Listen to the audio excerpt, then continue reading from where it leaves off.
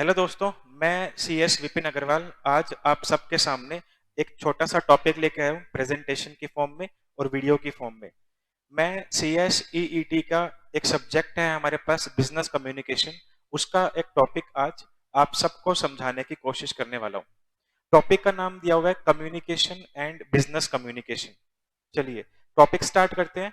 Communication का meaning क्या होता है? कम्युनिकेशन एक ऐसी प्रोसेस है जिसमें एक पर्सन अपने आइडियाज, अपनी फीलिंग्स, अपनी इंफॉर्मेशन, अपने थॉट्स, ये सब किसी दूसरे पर्सन को पहुंचाता है, ट्रांसफर करता है दूसरे पर्सन के पास। तो इस प्रोसेस को हम क्या बोलते हैं? इसे हम कम्युनिकेशन बोलते हैं। कम्युनिकेशन करने के लिए हमको एटलीस्ट टू पार्टीज चाहिए, कम से कम दो पार्टी। इंफॉर्मेशन ट्रांसफर करने वाले को बोलते हैं सेंडर, और जिसके पास इंफॉर्मेशन ट्रांसफर की जा रही है उस पर्सन को हम बोलते हैं रिसीवर। ठीक है, तो अब हम पढ़ते हैं कि प्रेजेंटेशन में कम्युनिकेशन का मीनिंग क्या लिखा हुआ है।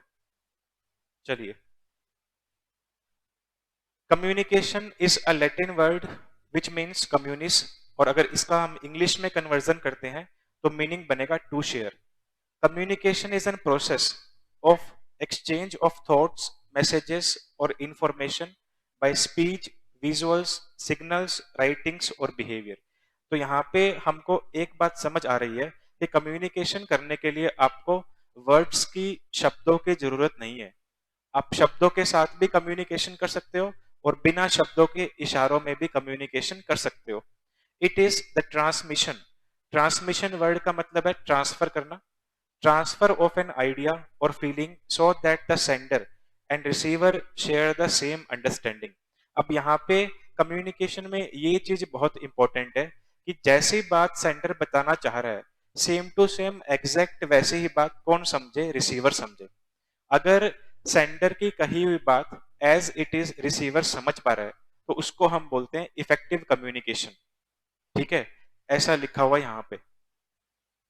फिर नेक्स्ट दिया हुआ है कि बिजनेस कम्युनिकेशन क्या होता है। अगर हम बिजनेस के अंदर किसी कंपनी में, किसी पार्टनरशिप फर्म में, सोल ट्रेडिंग फर्म में, अगर कंपनी के एम्प्लॉइज आपस में बिजनेस को लेके बातचीत कर रहे हैं, या फिर कंपनी के एम्प्लॉइज कंपनी के बाहर किसी से बिजनेस के रिगार्डिंग बातचीत कर रहे हैं, जैसे कि मान लो कंपनी के एम्प्लॉइज बैंक में गए हैं कंपनी के लोन लेने के लिए, कंपनी को लोन चाहिए, उसके रिगार्डिंग कंपनी के एम्प्लॉइज बैंक में मीटिंग करने के लिए गए हैं, तो वहां पे जो कम्युनिकेशन हो रही है उसको भी हम बिजनेस कम्युनिकेशन का पार्ट मानेंगे।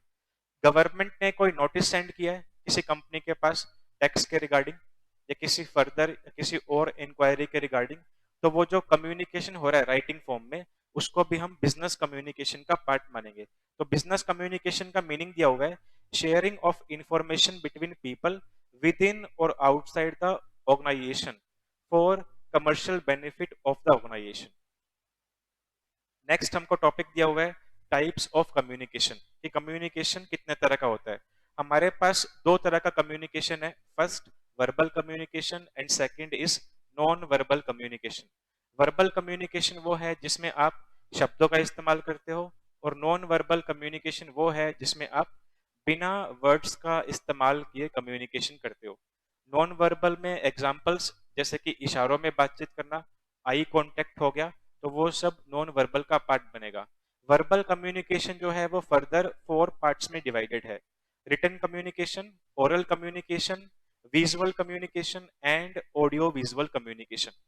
रिटन कम्युनिकेशन मतलब लिख करके बातचीत करना, ओरल कम्युनिकेशन मतलब ओरली फेस टू फेस बात करना, विजुअल कम्युनिकेशन मतलब किसी पिक्चर को देखना, किसी मैप को देखना, किसी ग्राफ को, किसी चार्ट को देख के समझना, जिसमें ऑडियो नहीं होगी, ओनली वीडियो होगी, विजुअल्स होंगे, उसे बोलते हैं विजुअल कम्युनिकेशन। और ऑडियो विजुअल कम्युनिकेशन वो कम्युनिकेशन है जिसमें आपको फोटो भी दिखाई देगी, साथ में आवाज भी आएगी। ठीक है, जैसे हम कोई मूवी देख रहे हैं तो पिक्चर भी दिखाई दे रही है और वॉइस भी सुनाई दे रही है, उसको हम बोलते हैं ऑडियो विजुअल कम्युनिकेशन। तो इन चारों में ही कहीं ना कहीं हम शब्दों का इस्तेमाल कर रहे हैं, तो ये चारों क्या बन जाएंगे? वर्बल कम्युनिकेशन के पार्ट बन जाएंगे। नेक्स्ट एक छोटा सा टॉपिक और लेके आया हूं मैं साथ में, इसमें दिया हुआ है कम्युनिकेशन प्रोसेस, कि कम्युनिकेशन करने के लिए आप कौन सी प्रोसेस का इस्तेमाल करते हो। देखो, सबसे पहले कम्युनिकेशन करने के लिए हमको कम से कम दो पार्टीज चाहिए। इंफॉर्मेशन भेजने वाले को बोलते हैं सेंडर, और जिसके पास इंफॉर्मेशन जा रही है उसको बोलते हैं रिसीवर। ठीक है, तो सबसे पहले होगा क्या, सेंडर अपने माइंड में कोई इंफॉर्मेशन क्रिएट करेगा जो इंफॉर्मेशन सेंडर को रिसीवर तक पहुंचानी है। तो सबसे पहले हम हमारे माइंड में आइडिया क्रिएट करते हैं, इंफॉर्मेशन क्रिएट करते हैं, फिर उस इंफॉर्मेशन को सेंडर एनकोड करेगा। एनकोड का मतलब टाइप करना, अगर लिख के बतानी है तो, ठीक है, या फिर माइंड में डिसाइड करना अगर बोल के बतानी है तो, उसे बोलते हैं एनकोडिंग। और एनकोडिंग हमेशा सेंडर करेगा।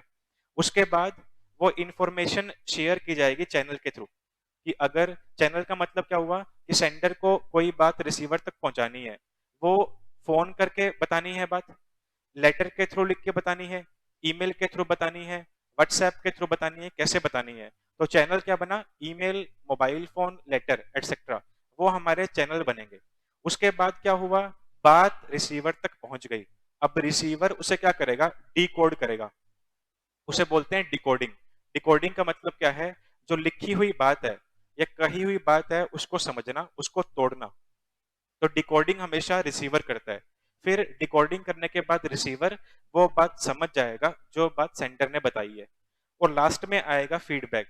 रिसीवर अपना फीडबैक देगा सेंडर को, कि रिसीवर को वो बात जो सेंडर ने भेजी थी, क्या वो बात समझ आई है, समझ नहीं आई। तो ये होती है हमारी कम्युनिकेशन प्रोसेस। इसको लेकर के मैंने एक और स्लाइड रेडी की है। इस स्लाइड को देख करके शायद आप कुछ समझ पाओ। ये हमारा सेंडर हुआ, सेंडर के माइंड में एक आइडिया आया, वो आइडिया मैसेज के थ्रू एनकोड किया सेंडर ने। एनकोड करने के बाद सेंडर ने डिसाइड किया कि मैं कैसे वो इंफॉर्मेशन रिसीवर तक पहुंचाऊंगा, ईमेल के थ्रू, लेटर के थ्रू, या फिर ओरली। ठीक है, फिर वो मैसेज जो है रिसीवर तक पहुंच गया। अब रिसीवर क्या कर रहा है, उस बात को डिकोड कर रहा है। ठीक है, रिसीवर ने मैसेज डिकोड किया और समझ लिया। समझने के बाद रिसीवर ने अपना फीडबैक सेंडर को दे दिया कि रिसीवर कितनी बात समझ पाया, क्या समझ पाया। तो ये हमारी कम्युनिकेशन प्रोसेस कंप्लीट होती है यहाँ पे। Thank you for watching video. अगर आप ऐसे ही इंटरेस्टिंग वीडियोस देखना चाहते हैं तो आप हमारे यूट्यूब चैनल विशेष एकेडमी को सब्सक्राइब कर सकते हैं और साथ में बेल आइकन प्रेस कर सकते हैं। साथ ही साथ हम आपको फेसबुक पे भी मिल जाएंगे। हमारा पेज है विशेष एकेडमी ऑफ कॉमर्स के नेम से, और आप गूगल प्ले स्टोर से विशेष एकेडमी ऑफ कॉमर्स के नेम से एप्लीकेशन डाउनलोड कर सकते हो, ऐसे ही और अच्छे लेक्चर्स देखने के लिए सभी सब्जेक्ट्स के। चलिए, okay, thank you very much. Next class में मिलते हैं एक नए टॉपिक के साथ।